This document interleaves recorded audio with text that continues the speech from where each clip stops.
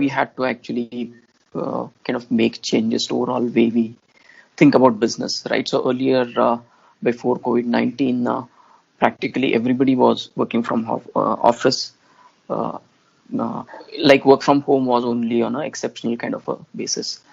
But we had the systems in place to make sure that at least the customer support part of it, in case of a disaster, right, would be able to work from home. And then for the rest of us, uh, it was some learning, right? So we had the tools anyways, because we have to work extensively with our kind of geographically distributed offices. So be it our Ireland team or UK team or US team. So we had these tools like Zoom or even kind of collaboration using documents, all that in place. But we were not using that so much for like the day-to-day communication within Pune team. So kind of having those brainstorming sessions and having design discussions and review meetings, those things used to kind of happen in person. And there it was not so much of a tools training per se, but kind of getting used to that different culture. So there are both headwinds and tailwinds, right? So I'll talk a little about the headwinds. It's kind of obvious, but still, essentially, our customers who were in the hospitality segment, right, or in aviation tourism segments, there uh, we have seen challenges. So in terms of the renewals that happen, right, there are challenges because some of these organizations are actually they're reducing their workforce, and with that, the demand for any software that they use that goes down. So they're rationalizing their expenses. So those are the headwinds. But on the tailwind side, uh, all of a sudden there's tremendous push towards public cloud and software as a service. So there was a quote sometime back saying that the public cloud movement or whatever migration have happened to public cloud in say last 2 years. In couple of months time, we actually kind of did more progress than that, right? So uh, enterprises realize that it becomes harder to actually manage their own data centers if they are not able to actually reach their data centers. So the essentially acceptance of software as a service and public cloud that kind of saw essentially much better growth in last couple of months, and because of that we are also seeing more demand for our products, because our products are essentially in the backup as a service space. So both for user data, that is data that sits on laptops or in say Microsoft 365, as well as the server data, essentially data that is in data centers or data that is in say uh, running whatever that's used for workloads that are running inside say AWS, right? So being able to back up that data now as a service, that's on kind of high priority on our customers' mind. So essentially we are seeing more demand, and the conversations with customers also became easier because they already understand the benefits of using software as a service or public cloud. So yeah, because of that, we actually did kind of beat our bookings target very handsomely. So we beat our bookings target by 15% or so last quarter, simply because there's more demand for SaaS solutions now. Net it is positive. Uh, so essentially, the renewal challenge that we saw, that was more than essentially balanced by the growth in the bookings target. The breakout categories, we saw them only in the renewal side of things. So essentially, as I said, right, so hospitality, tourism, aviation, right? So there we see challenge, but otherwise everywhere else we see a higher demand. So be it consulting, be it manufacturing, be it finance segment, be it essentially the healthcare part of it or pharmaceuticals. Every year we are seeing increased demand.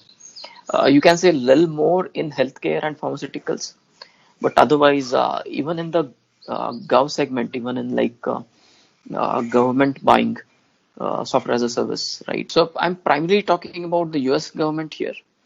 And when I talk about US government, essentially it's government contractors and consultants also.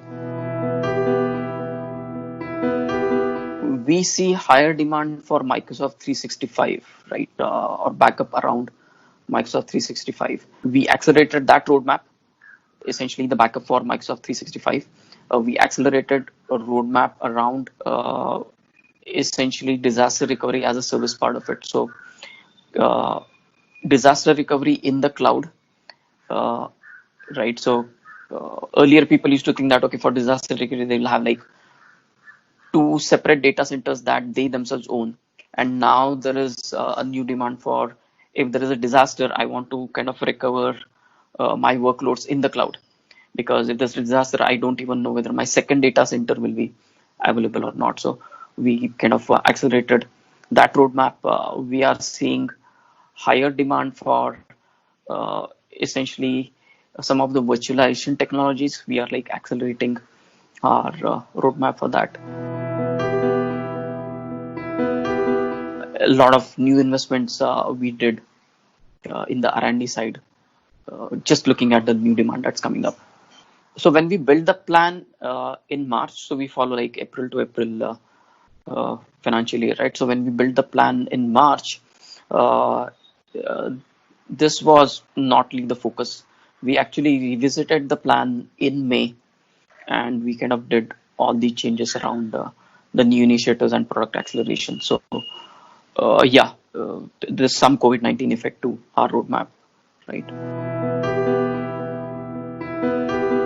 The accelerated demand that we see, particularly on Microsoft 365, that is because of two reasons, right? So one, as you pointed out, customers are buying more and more Office 365, right? Instead of buying what are just the what are Office suite that works on their laptop.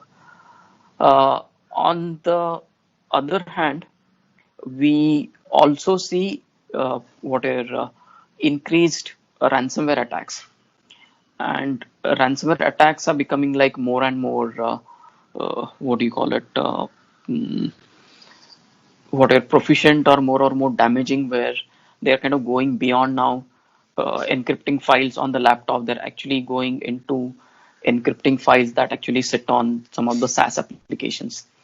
And then essentially enterprise customers kind of feel that need for a backup copy, which is essentially what is something that they can rely on when it comes to a ransomware attack. They can just restore that backup copy and recover from a ransomware attack, than having to like pay the ransom key, or pay the ransom to get the encryption keys. But yeah, those are the two reasons why we see increased demand there. So on the Jan to March quarter, we didn't see any impact at all, because the enterprise, whatever that momentum that the businesses had, right? That momentum was not affected till March end. So in the Jan to March quarter, we didn't see any impact. April to June quarter, as I told you, right? Essentially, there's headwinds and tailwinds both. When we replanned sometime in whatever April May timeframe, uh, we actually kind of created a more dynamic or flexible kind of plan. We built like a second plan saying that there's a minor impact because of COVID, which is say 10% or so impact. And then we said that there could be like a very, very severe impact because of COVID-19. Could be like 30% plus impact because of COVID-19. So built out actually three different plans. So the first plan was kind of same as the plan that we built before we kind of uh, understood or realized that COVID-19 pandemic is going to be there. Uh, so far, if we look at the Q1 results, we are following the first plan, which is there's like almost no COVID-19 impact. So renewal and the bookings uptick, right? So those are kind of canceling each other out, and we're actually seeing net positive impact. So we are following our first plan so far.